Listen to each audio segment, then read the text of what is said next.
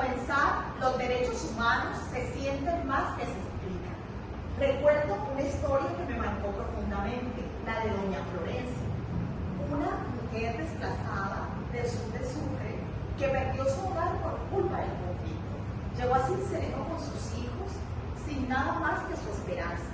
Un día me dijo, yo no sabía que tenía derechos hasta que alguien me habló de ellos. Esa frase sencilla pero poderosa me hizo entender que los derechos humanos solo existen cuando las personas lo conocen y los hacen valer, cuando dejan de ser palabras en un papel para convertirse en herramientas de vida. Por eso, vale la pena hacernos algunas preguntas. ¿Alguna vez han sentido que se vulnera un derecho y no saben a quién acudir? ¿Creen que en Colombia todos los ciudadanos gozan de los mismos derechos sin importar su origen o condición? Estas preguntas nos invitan a reflexionar sobre la realidad que, aunque protegida por la ley, aún enfrenta grandes desafíos. Hablar de derechos humanos es hablar de justicia, de igualdad, de respeto por la dignidad humana, pero también es reconocer que su cumplimiento depende del compromiso de todos. De igual manera, es importante recordar las palabras de Eleanor Roosevelt, una de las redactoras de la Declaración Universal de los Derechos Humanos, quien dijo, ¿dónde comienzan los derechos humanos? En los lugares más pequeños, cerca de casa. Y tenía razón. La protección de los derechos humanos no empieza en los tribunales ni en los códigos, sino en nuestra forma de tratar al otro, en la manera en que escuchamos, en cómo respetamos y valoramos sobre todo las diferencias.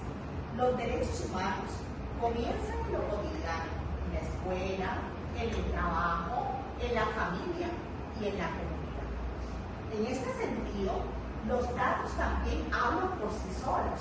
Según la Defensoría del Pueblo, en el año 2024 se recibieron alrededor de 110.000 quejas por vulneración de los derechos humanos. La mayoría estaban relacionados con el acceso a la salud, la educación y la seguridad. Esos datos son alarmantes, porque muestran que aunque tenemos una constitución avanzada, todavía hay una distancia entre lo que está escrito y lo que se vive. Además, informes de la ONU señalan que cerca del 40% de las personas que viven en zonas rurales desconocen los mecanismos de protección, lo cual demuestra que la educación en derechos humanos sigue siendo una tarea pendiente.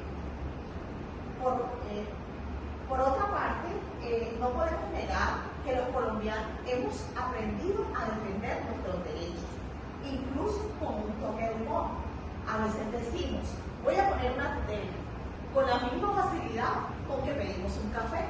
Y aunque suene gracioso, esa expresión refleja una conciencia colectiva que ha fortalecido el hecho que las personas conozcan sus derechos y exijan su cumplimiento, demuestra una ciudadanía más activa, más consciente, capaz de transformar esa realidad.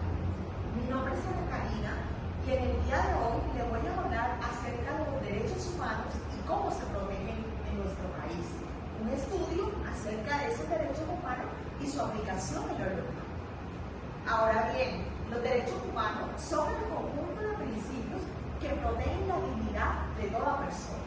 En Colombia, la Constitución de 1991 los reconoce como fundamentales e inviolables, colocando al ser humano en el centro del Estado. El artículo 1 de esta Constitución proclama que somos un Estado social de derecho. El artículo 2 ordena proteger la vida, la honra y los bienes. Y finalmente el artículo 93 integra los tratados internacionales como la Declaración Universal de los Derechos Humanos de 1948 dentro de nuestro ordenamiento jurídico. Así, nuestra Carta Política no solo reconoce derechos, sino también que ofrece herramientas eficaces para hacerlos cumplir. De la misma manera, o de la misma forma, los mecanismos de protección han permitido que muchos ciudadanos defiendan los derechos con éxito. Por el habeas corpus resguarda la libertad personal y las acciones populares defienden los intereses colectivos, el medio ambiente y el patrimonio público. Además, instituciones como la Defensoría del Pueblo, la Procuraduría General de la Nación, las personerías municipales desempeñan un papel fundamental y esencial como guardianes de los derechos humanos, acompañando a las víctimas y exigiendo responsabilidad a las autoridades. Asimismo, en departamentos como Sucre, como el nuestro, donde la desigualdad y la violencia ha dejado huellas profundas, hablar de derechos humanos no es teoría, sino verdaderamente una necesidad.